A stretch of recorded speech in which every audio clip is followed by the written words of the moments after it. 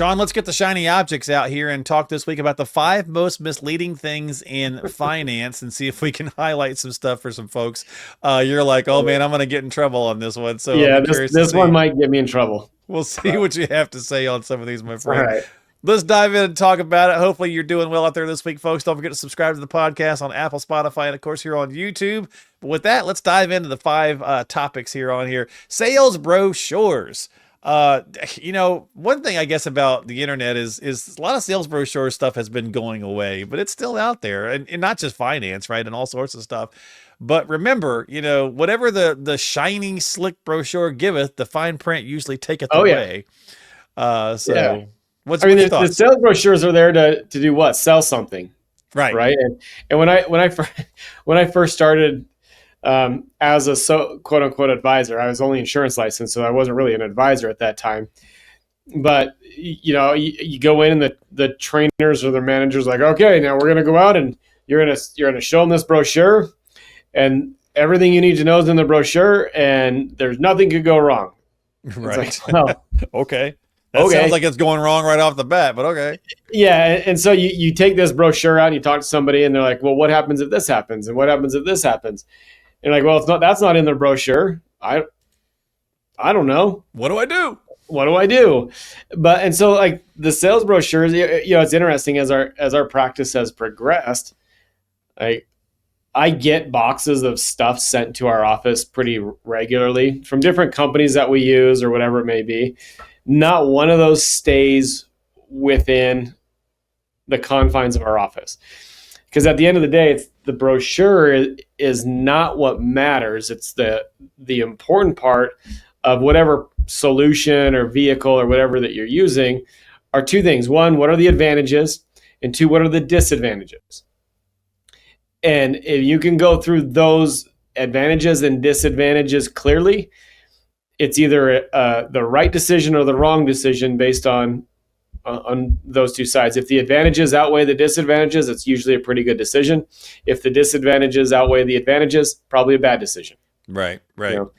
And so I feel like medical and financial definitely still lean on. I'm sure there's others too. Lean on the brochure. It's like, you've had a heart attack. What's next, right? You get this little brochure, or you've got emphysema, and they hand you something, So I don't know. It's interesting in the age of the internet and that we've been in now for many, many years, but just, with AI and everything else, I'm curious to see how the lifespan of brochures, how much longer they stick around.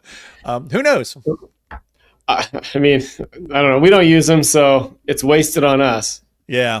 Well, again, it might look slick and shiny, but is it really, does it really do much for you? So again, talking about the things that are kind of pointless, or misleading, certainly they can be, because a lot of times, Sean, these brochures or even websites typically have, or even when you go in for presentations, they have these hypotheticals, right? And often it says, the standard past performance is not indicative of future results, right? So, yep. What's your thoughts on the hypothetical projections? If you go in and see somebody, they do a little presentation for you, or you go to a dinner event and they're like, if you this, and this, you could get this, right? It just seems to be that feels like that's an antiquated thing now as well, with everything needing to be so specialized to the individual's needs. Are hypotheticals still valuable at all? In some aspects. So let's use an example. Where are hypothetical projections most commonly used?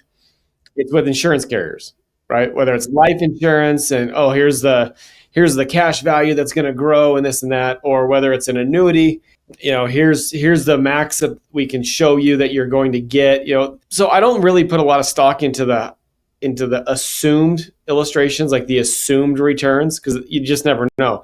You could get 0% 1 year or 5 years in a row and get 3%, or you could get 11%, depending on the specifics of that contract. And so showing like a 6.75% consistent rate of return just isn't real for the most part. And insurance companies have the right to reduce all their rates and I'll do all that stuff. Where I do think projections are valuable is on the contractual guarantees of insurance companies. So if your contractual guarantee on like a life insurance policy is 4.5%, for example, showing that, because then specifically based on the cost of insurance and this and that, you're going to get certain outcome. Or creating guaranteed income in an annuity, right? So if you're mathematically calculating how much income somebody needs or wants, using a projection that shows specifically what that contract is going to do makes a lot of sense. Outside of that, anything else is just kind of assumed. Gotcha. How about the big shiny awards? So we're talking about misleading items here, Sean. It's like you go see a new advisor. They're like, look at my fantastic office, check out all my fantastic awards. It feels like a lot of check out me kind of thing. Look how good I am. Right. I've got all these awards from financial companies, but what I'm not going to tell you, and this is where I'm going to get in trouble, they're all sales awards. It doesn't matter. And so it's like, hey, I sold so much for this company that they sent me an award. And I'm biased. And if you come into our office, yeah, we do a podcast, we do a lot of video stuff, but that's marketing, sure, but it's really reality. You don't see anything in our office outside of my book. My book is around, but there's not a single award here. There's none of that stuff that's about really focused just on me. It's about our team here. And quite honestly, I don't like the way it looks. So we've chosen to decorate. I've got one here that I've got to hang up with autographed jerseys. Like that's what our office looks like. And every jersey that I have has a story behind it. Do awards matter? Not really. Yeah. Just shows you can sell stuff. Sure, it's nice to be recognized, I suppose, but that's the kind of thing when you go to, industry events, right? And all industries have them. You go to industry events, it's like, cool, I got recognized by my peers, great. But the end user, the client doesn't really care. I just want to know, can you do a good job for me, right? Sean, can you do the things I need you to do to give me that peace of mind I'm looking for, right? And maybe an award does that for some folks, but I don't think it does that much anymore, right? I think it's like nowadays it's like I want to see the results, the proofs in the pudding, what in the writing, the plan. I want that stuff, in front of me so that I can actually implement it and use it and understand it. I think that's what the end user about. Yeah. I want to know that my plan is going to work, and I want to know that you're the person that's going to help me make it work. Yeah, that's it. And I can use it. I can understand it, right? Yeah. So okay. Yep. Number 4 here, limited time offers. Any investment that pressures you with that certainly is got to be a no-no.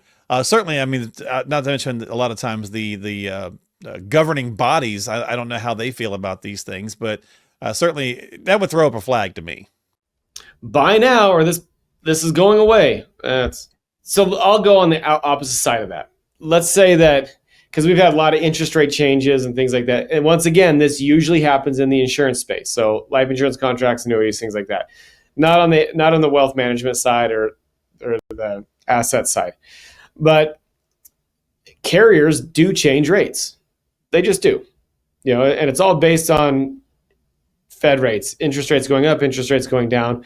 So carriers do for new products or accounts that are opened up, they will announce, hey, we're going to lower our rate, which it's fine to disclose that to a client, but show the data behind that and say, hey, this is this is the reality. This is true. This is accurate. The rates will go from a 10% cap to a 9.5% cap. Are you okay with that? But this like limited time offer stuff like that. Oh, there's only 20 accounts in the world, or whatever it may be. It's all fear. It's all scare tactics that I have a hard time with. Yeah, it's like I always giggle when I think about the gold commercials that we get bombarded with from time to time, right? It's like and it's usually like the value of the dollar is plummeting, buy gold. But yet they still want you to buy the gold with dollars. With the dollars. Not with gold. Don't buy it with gold or silver. Right. Send us dollars. Buy it with the dollars that we're telling you is plummeting, right? So it always cracks me up when I see those, So, all right.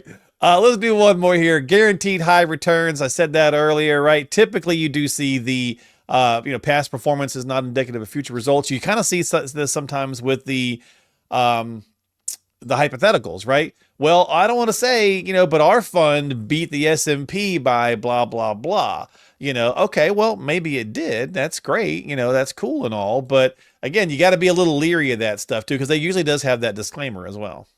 Yeah. I mean, the guaranteed high returns, whether it's 10, 12, we're going to give you 15%. Well, cool. How are you going to do that? And usually, not always, but usually it comes with a high degree of risk. And maybe fees too. And maybe fees. And we actually talked about this with the SDBA, that byline strategy, because we talked about how it outperformed the normal 401k allocations and things like that. But the difference is one side was fully audited. The other side usually gives you 10, 12, 15, 20% returns, has high level of risk, and their returns are never audited for the most part. It's not always that way, but it's really hard when somebody says, hey, come invest in my business or my real estate fund, and I'm going to give you 15%, but I'm only going to do that as long as I can. Yeah. And then what happens? Exactly. That's what I was sitting there thinking, right? So I don't know. At the end of the day, right, the shiny object is just that, right? I mean, it's all industry has it. Vegas was built on it, for Pete's sakes. But at the end of the day, you need the proof in the pudding, right, Sean? You need to sit down and really get a written strategy and look, there's always going to be some interesting things out there that maybe are working, but I think there's still a lot of value in those tried and true pieces of finance that have they've worked for 70 years. Yeah. The get rich quick rarely works. Yeah. Rarely works. Well, all right, you're a baseball guy, and we like ticking off people who wind up saying, don't talk about baseball, but we're going to do it anyway, because it's a great analogy. Who is typically the biggest strikeout people every season, right? Who gets more strikeouts than anybody? Power guys. Home run hitters, right? Because they're swinging for the fences, It's an all or none mentality, and there's no like, hey, okay, I got 2 strikes. I'm gonna choke up. I'm gonna shorten my swing. I'm gonna try to drive the ball to the opposite field. It's like, hey, I got 2 strikes. I may deposit a ball into right center field behind the fence, and I'm gonna be a hero, but I may strike out. I'm okay with that risk. Yeah. Yeah, and that's fine if you're okay with that risk, right? So right back to finance, you got to be okay with the risk. And as we get older, I used to, be a pretty mean skateboarder back in the day, but I don't get on a skateboard anymore at this point in life because I don't want to deal with the broken hip or leg or whatever. A little bit of risk there. You got to change the risk as you get older to a degree, right? You still got to have some risk out there, especially when we're talking about keeping up with inflation and so on and so forth, Sean. But it's all about that balanced strategy, that balanced plan, right? And that's what it comes down to. So if you got questions, need some help, make sure you're reaching out to Sean and the team and get some time on the calendar and just see where you stand with everything. Get the numbers in black and white, because look, money's emotional and we make emotional reactions. But if you got the data, it's a little easier to kind of justify some of the decisions that you're making and feel better about them once you do, because you're seeing things in black and white. So if you need some help, reach out to Sean and the team, get some time onto the calendar. And with that, my friend, it's going to do it for our year of 2025. I hope you have a great holiday, man. Yeah. I'll be bald, or I'll still be bald next year. So we're good to go. Well, if you figure that one out, you make a mint, right? So probably more gray. Yeah, we'll see. I'm with you there. So we'll see you in 2026. Don't forget to subscribe to us here on the podcast on Apple, Spotify, of course, YouTube. This is Retirement Elevated with Sean Lee. Have a happy holidays. This podcast has been prepared for educational and marketing purposes only. The information in this video is general in nature, does not constitute personalized investment advice, and does not provide a complete analysis of the subjects discussed.